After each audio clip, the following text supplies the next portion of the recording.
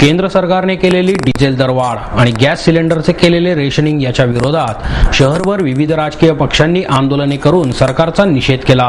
भारतीय जनता पार्टीच्या वतीने शनिवार चौकात आमदार गिरीश बापट यांच्या नेतृत्वाखाली निदर्शने करण्यात आली। यावेळी पक्षाचे नगरसेवक धनंजय जाधव, दिलीप काळोखे यांच्यासह पक्षाचे पदाधिकारी मोठ्या संख्येने उपस्थित होते। सरकारने सिलेंडरचे रेशनिंग केले तर हरकत नाही, पण वर्षाला किमान 10 ते 11 सिलेंडर तरी द्यावे अशी मागणी बापट यांनी यावेळी केली। हे सरकार गरिबांना लुटण्याचे काम करत असल्याची टीकाही त्यांनी केली।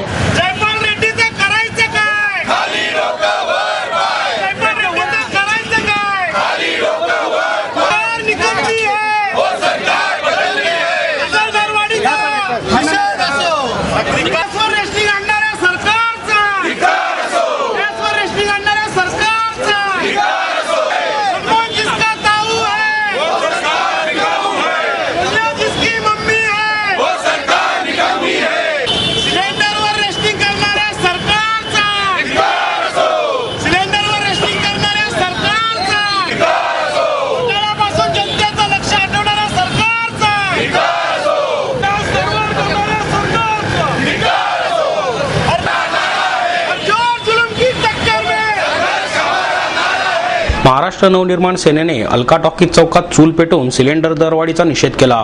यावेळी सरकारच्या विरोधात जोरदार घोषणाबाजी करण्यात आली। महाराष्ट्र नवनिर्माण सेनेच्या महिला नगरसेविका आणि कार्यकर्त्या या आंदोलनात मोठ्या संख्येने सहभागी झाल्या होत्या। या सरकारचं करायचं काय, खाली डोकं वर पाय अशा घोषणा यावेळी देण्यात आल्या। या सरकारने या वर्षभरात खूप मोठी भाववाढ करून सर्वसामान्यांचे कंबरडे मोडले आहे। या सरकारने पाय उतार व्हावे, अन्यथा तीव्र आंदोलन करण्याचा इशारा मनसे नगरसेविका रुपाली पाटील यांनी दिला।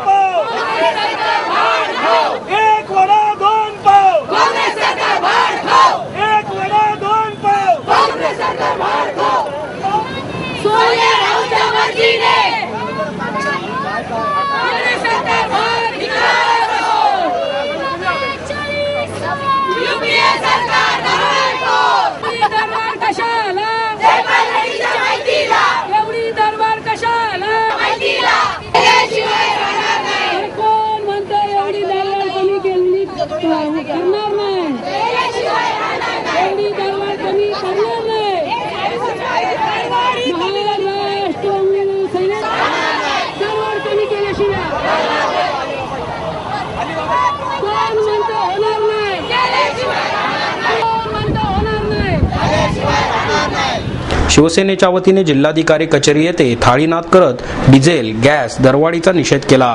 आमदार महादेव बाबर यांच्या नेतृत्वाखाली हे आंदोलन करण्यात आले। यावेळी शिवसेना गटनेते अशोक हरणावर, श्याम देशपांडे, शिवसेना शहर उपाध्यक्ष राजेंद्र शिंदे यांच्यासह शिवसेना कार्यकर्ते मोठ्या संख्येने उपस्थित होते। यावेळी जिल्हाधिकाऱ्यांना निवेदन देण्यात आले। सर्वसामान्य नागरिकांचा खिसा कापण्याचं काम हे सरकार करत असून त्याचा निषेध आम्ही करतो असे यावेळी त्यांनी सांगितले।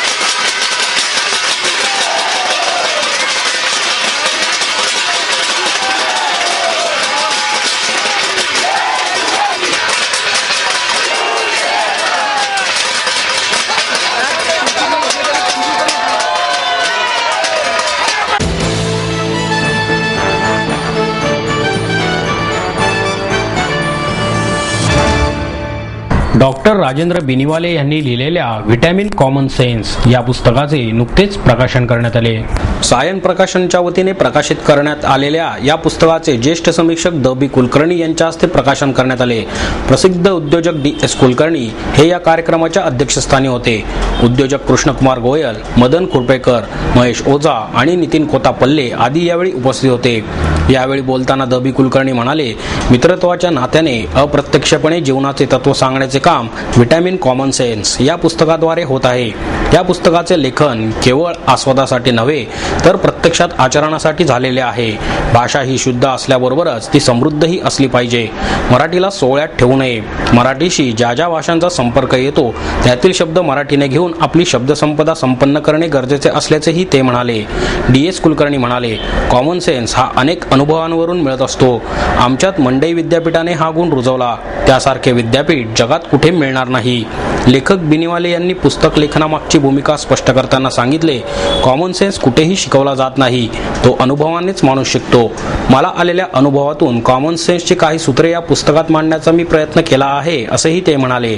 यावेळी खुरपेकर, गोयल, ओझा यांनीही आपापली मनोगते व्यक्त केली.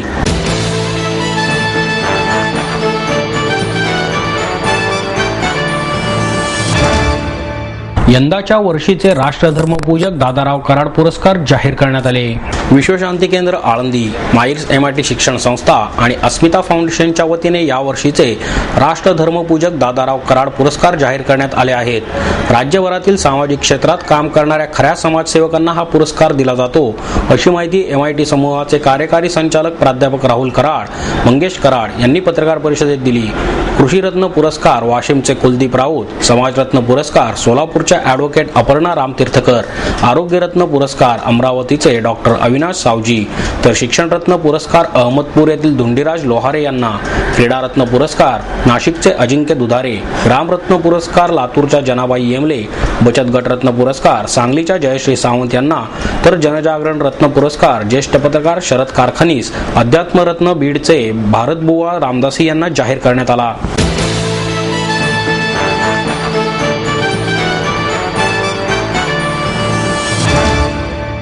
मुस्लिम मुलींना शिक्षणाच्या प्रवाहात आणण्याची गरज आहे, असे प्रतिपादन माजी खासदार रजनी पाटील यांनी केले.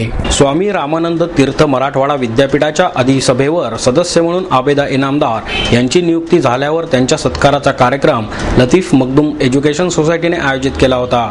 यावेळी सन्मान चिन्ह आणि पुष्पगुच्छ देऊन आबेदा इनामदार यांचा सत्कार रजनी पाटील यांनी केला. ज्येष्ठ समाजवादी विचारवंत भाई वैद्य कार्यक्रमाच्या अध्यक्षस्थानी होते. रजनी पाटील म्हणाल्या, मराठवाड्यातील मुस्लिम मुली अजूनही शिक्षणासाठी घराबाहेर पडू शकत नाहीत. त्यांना शिक्षणाच्या मुख्य प्रवाहात आणण्यासाठी आबेदा इनामदार यांनी स्वामी रामानंद तीर्थ मराठवाडा विद्यापीठाच्या माध्यमातून प्रयत्न करावे. पुरुषांनी पुरुषी मानसिकता बाजूला ठेवून घरातील महिलांना सार्वजनिक काम करून देण्याची मोकळीक दिली पाहिजे, तरच आबेदा इनामदार यांच्यासारख्या समाजसेविका समाजात तयार होऊ शकतील, असेही त्या म्हणाल्या. राज्याचे माजी अतिरिक्त पोलीस महासंचालक अशोक धिवरे म्हणाले, शिक्षणाची दारे महिलांना उघडून देणाऱ्या प्रत्येकीचा सत्कार आज आबेदा इनामदार यांच्या सत्काराच्या रूपाने होत आहे. सर्वसमावेशक शिक्षणाची चर्चा होत असताना समाज आणि शिक्षण, विद्यापीठ आणि संशोधन असे सांधे निकळले आहेत, ते जोडून घेण्याची गरज आहे. सत्काराला उत्तर देताना आबेदा इनामदार म्हणाल्या, ईश्वर आणि समाजाने खूप काही आयुष्यात दिले, त्याची परतफेड करण्यासाठी आणि पीए इनामदार पाठीशी उभे राहिले. यामुळे शैक्षणिक सामाजिक कामात यशस्वी झाले. समाजात केवळ शिक्षणाद्वारे चांगले सामाजिक राजकीय बदल घडू शकतील. मनुष्य घडणीचे, समाज घडणीचे काम शिक्षण क्षेत्रात यापुढेही जोमाने सुरू ठेवू. शिक्षणाबरोबर महिलांनी संस्कार ही पुढील पिढीवर केले पाहिजेत. अध्यक्षस्थानावरून बोलताना भाई वैद्य म्हणाले, आबेदा इनामदार या समाजातील स्त्री शक्ती आणि ज्ञानशक्तीचा आविष्कार आहे. स्त्रियांना घरांपासून संसदेपर्यंत पुढे येऊ दिले जात नाही, ही वस्तुस्थिती आहे. बचत गटांच्या माध्यमातून भारतात मूक क्रांती होत असून या सक्षमीकरणाला बदलांना पाठिंबा दिला पाहिजे, असेही ते म्हणाले. यावेळी मधुकर निरफराके, डॉक्टर ई.एम. खान, मुनव्वर पिरभॉय, सरोज मखदूम इत्यादी मान्यवर उपस्थित होते.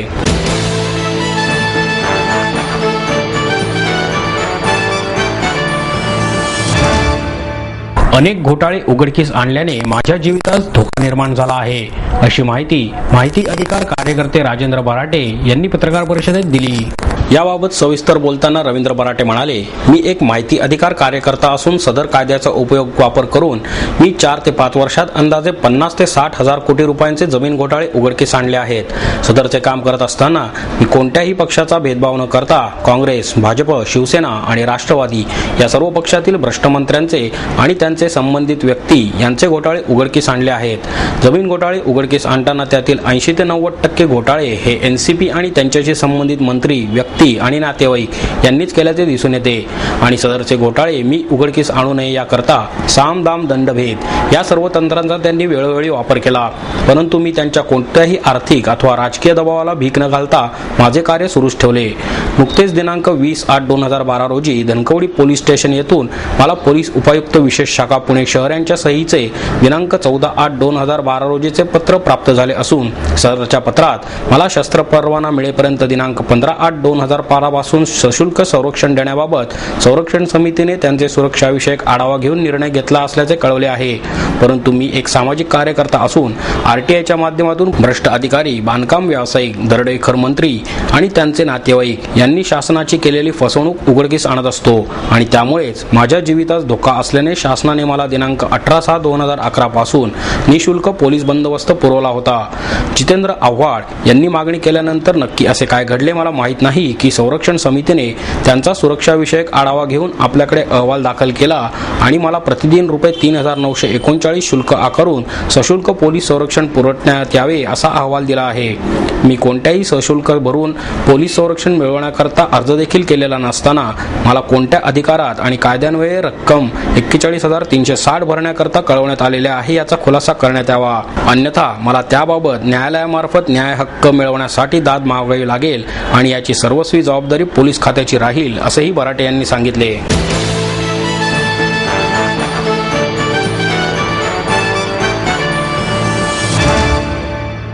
पुणे ते लोणावळा रेल्वे मार्गावरील प्लॅटफॉर्मचे लवकरच रुंदीकरण करण्यात येणार असल्याचे विभागीय रेल्वे व्यवस्थापक विशाल अग्रवाल यांनी सांगितले. अभय ट्रॅव्हल्सच्या वतीने रेल्वे पॉकेट टाइम टेबलचे प्रकाशन विशाल अग्रवाल, रेल्वे तज्ज्ञ विवेक खरे, अभय ट्रॅव्हल्सचे माणिक बिर्ला यांच्या हस्ते करण्यात आले. यावेळी वरिष्ठ मंडळ वाणिज्य व्यवस्थापक डॉक्टर अलोक बडकुल, पूनमचंद धूत, विजय मित्तल उपस्थित होते. अग्रवाल म्हणाले, पुणे स्टेशनचा 6 नंबरचा प्लॅटफॉर्म 22 डब्यांच्या गाड्यांसाठी अपुरा पडतो, त्यामुळे त्याच्या रुंदीकरणाचे काम सुरू आहे. त्याचप्रमाणे पुणे ते लोणावळा या मार्गावरील प्लॅटफॉर्मवर 13 डब्यांच्या गाड्या थांबवण्यासाठी प्लॅटफॉर्मची रुंदी वाढवण्यात येत आहे. या कार्यक्रमाचे निवेदन सुधीर गाडगीळ यांनी केले.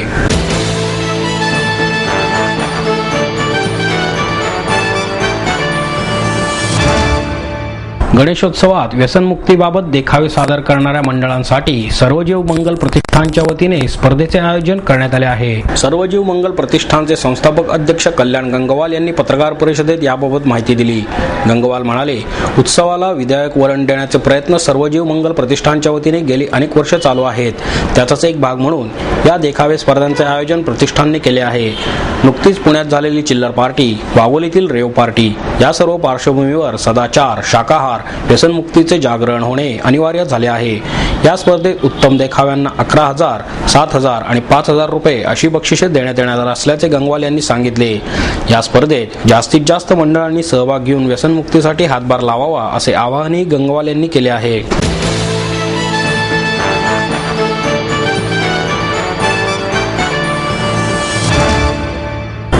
गणेशोत्सव चुकीच्या रूढी आणि परंपरांमुळे पर्यावरणास हानिकारक बनला आहे, असे मत विविध क्षेत्रातील तज्ज्ञांनी व्यक्त केले.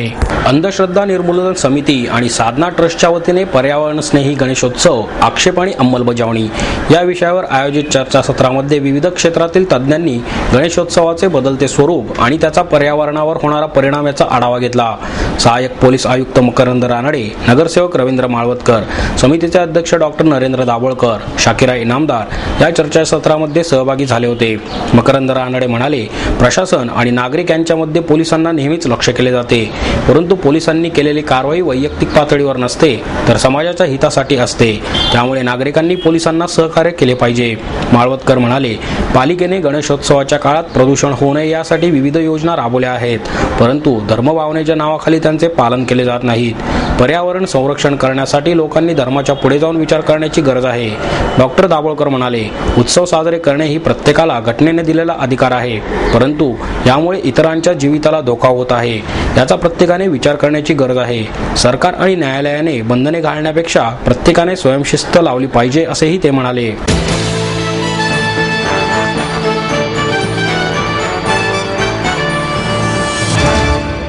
आणि याबरोबरच आजचे बातमीपत्र संपलं. पुन्हा भेटूया उद्या याच वेळी. नमस्कार.